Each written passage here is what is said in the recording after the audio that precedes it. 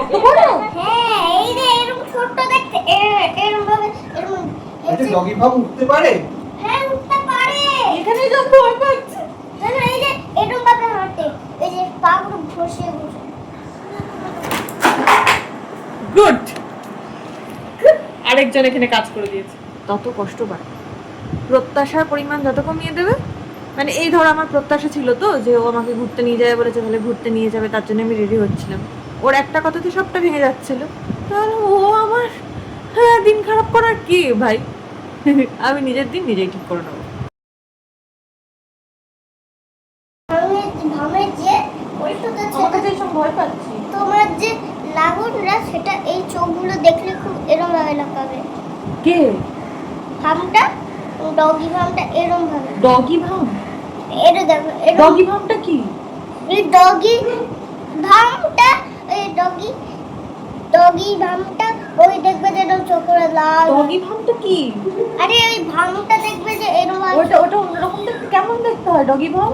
পুরো কালো। ভালো? Doggy farm? হ্যাঁ, এই যে শক্ত, তুমি হাত দিলে কিছু করে নিলে দেখবে যে খালি নেমে যাবে। খুব শক্ত ওটা। খুব শক্ত। না, ওটা তুমি আচ্ছা। জঙ্গল সাফারিতে গিয়ে দেখো। জঙ্গল সাফারিতে ডগি ফার্ম পাওয়া যাবে? চিড়িয়াখানা হ্যাঁ। ওই কিচি থাকে। আচ্ছা। জঙ্গল সাফারিতে কত বড়, পুরো ফ্যানের ওপর। ফ্যানের উপর কি? মানে ভাবটা, এত বড়? হ্যাঁ, এই যে এরকম ছোট্ট দেখতে, এরকম ভাবে এরকম। এটা ডগি ফার্ম উঠতে পারে? হ্যাঁ, উঠতে পারে। এখানেই তো ভয় পাচ্ছে। না না, এই যে এরকম ভাবে হাঁটে, এই যে পা গুলো ঘষে ঘষে। ভাম তো বেড়ালের বড়টাকে ভাম বলে, তারা শুধু ফল খায়। বেড়ালের মতো দেখতে, আবার ডগি ভামও হয়। ও তবে এই যে এরকম কাটরে এরকম দেখো, এগুলো এরকম কর, তোমার দিকে তাকালে এরকম ভাবে হাতগুলো এরকম ভাবে তুলবে। আর আর আর কামড়ে দিলে মুখটা কেমন হয়ে যায়? সে তো কালো। হ্যাঁ। আর যদি তোমার দিকে আসে তাহলে এরকম করে এরকম ভাবে ঝাঁজ করে কাটবে। খামচে দেবে? হ্যাঁ, আমরা নীল কাটা নিয়ে বসে থাকবো। নীল কাটা দিয়ে নখগুলো কুটকুট করে কেটে দেবো, যেমন তোমার গুলো কেটে দিই। না হবে না, ওর হবে না। কেন? ওর পাগুলো অনেক শক্ত, কিন্তু ওই নখগুলো অনেক শক্ত, কিন্তু তুমি কাটতেই পারবে না। কাটলে কালি তোমার হাতে লাগবে। তাই? তাহলে একটা কাজ, ওর জন্য ডগি ফার্মের জন্য একটা বড় আমরা নীল কাটার কিনবো। বড়নের কাটারেও হবে না। তাহলে তো কামড়ে দেবে আমাকে। আরে কামড়ে দেবে, কিন্তু তুমি ওর কাছে গেলে তো কামড়ে দেবে, আমার কাছে গেলে তো ওকে আমি পিটিয়ে দেবো। ও থাকলে আর বলবে? ওর লাঠি দিয়ে পিটিয়ে দেবো, সুপার হয়ে যাবে। বলবে জামাটা পরতে হবে। কিন্তু দেখা যায় না, ডগি ভাব দেখা যায়। কোথায় থাকে ডগি ফার্ম? ডগি ভাব গাছে উল্টে যায়, যে এরম চুপি চুপি যায়, যে যখন তুমি জঙ্গল সাফারিতে যাবে তখন শুধু তুমি আওয়াজ পাবে। ও দেখতে পাবো না। শুধু কেমন কেমন করে আওয়াজ হয়?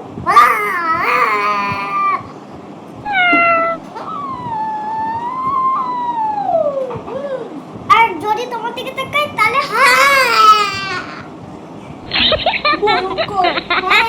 খুব চালাক, ওরা তোমাকে দেখলে খাবার পাঠিয়ে দেবে। এটা কাঁচা মাটন আনা হয়েছে আজকে। আজকে মাটন রান্না হবে, বলেছিলাম না কালকে আমাকে জ্বালাবে এরা। এই যে মাটন নিয়ে এসছে, যদিও এটা পুরোটা একসঙ্গে একেবারেই নয়, এটা ওই যে যেরকম আমি করি আর কি প্রত্যেকবারই। দেখো মানে আমরা যেভাবে খাই পোর্শনে ভাগ করে করে খাওয়া হবে। নুন হলুদ আর তেল দিয়ে এটা ম্যারিনেট করে রাখা আছে, আর ওইদিকে মশলা কাটাকাটি চলছে। বাবা ছেলে দুজন মিলে শুরু করেছে। এই তোর হাতে কি মা? হলুদের ওটা রেখে দাও। না না মা, গোটা ঘরে ছড়াবে না। মা হলুদ ছড়াতে নেই, ছড়াতে নেই। রেখে দাও। মা বারণ করেছে, রেখে দাও। রেখে দাও। ওকে মারলাম দাঁড়া, তোকে ডগি ভাম এমার এনে দিচ্ছি। না। তাহলে চলে, তাহলে চলে আমার কাছে চলে চলে চলে চলে। ডগি ভাম চল। না, ডগের মামলা আরো বেশি বড়। ও আরো বেশি বড়, চল। ওদের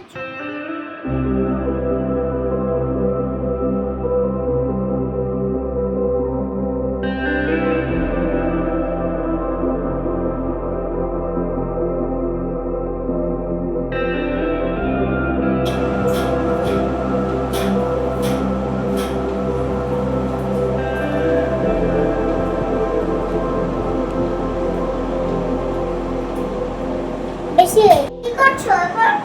ও করো, তারপর আমি একটু ফোন করছি। ধরে থাকো।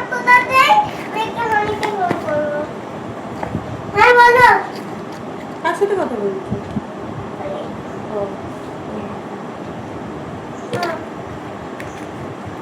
না হবে না, ওটা হবে না, তাহলে বাংলা একটু উড়ে যাবে।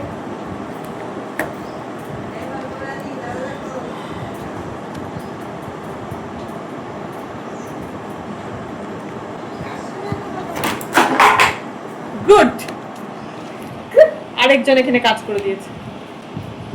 বাহ, আমার ক্যামেরা অন করা সার্থক। হ্যাঁ বলো। আরে দেখো হচ্ছে লঙ্কা ছড়িয়ে দিয়েছে, জানো নি লঙ্কা পুরো ছড়িয়েছে। এই যা দিবাইকে বল দরজা খুলে দিতে। শুরু হয়ে গেছে আজকে রান্না বান্না। এদিকে মশলা মাংস মাখানো সব রেডি, শুধু রান্না হওয়াটাই বাকি। আদর এখন খাতা পেন শুধু নয়, ল্যাপটপেও মাঝে মাঝে পেন্ট খুলে এই দেখো ছবি আঁকার চেষ্টা করে।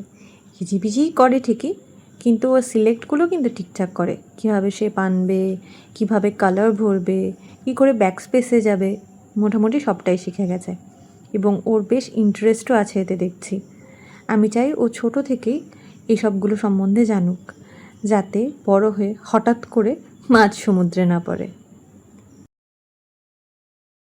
এই হচ্ছে আমাদের আজকে, এটা আলাদা, এটা আলুর দমের জন্য উপরে তেলটা তুলে রাখা হয়। এই হচ্ছে আমাদের ভাগাভাগির মাংস, এইদিকে ভাত দেওয়া হচ্ছে, ভাত আর মাংস, ব্যাস। খাসি মাংস হলে না এক্সট্রা কিচ্ছু ভালো লাগে না।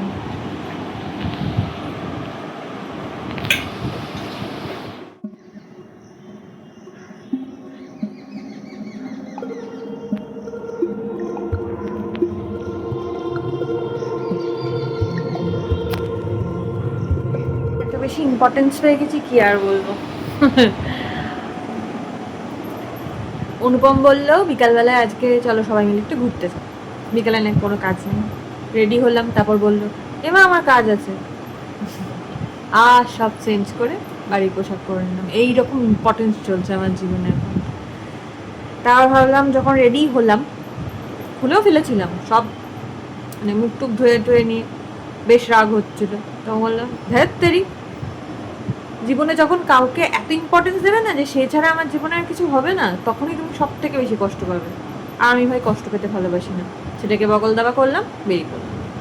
ছেলের জন্য একটা খেলনা কিনলাম, আমার জন্য একটা কোল্ড ড্রিঙ্কস কিনলাম, ঘুরলাম ফিরলাম, হাওয়া খেলাম, বাড়ি চলে এলাম। মন খুশি হয়ে গেছে এখন। ওর জন্যে একটা জিনিস তোমাদের বলছি, কখনো কারোর ওপর না ডিপেন্ডটা হবে না। যত বেশি ডিপেন্ডেন্ট হবে তুমি, তত কষ্ট পাবে। প্রত্যাশার পরিমাণ যত কমিয়ে দেবে, মানে এই ধরো আমার প্রত্যাশা ছিল তো যে ও আমাকে ঘুরতে নিয়ে যাবে বলেছে, তাহলে ঘুরতে নিয়ে যাবে, তার জন্য আমি রেডি হচ্ছিলাম।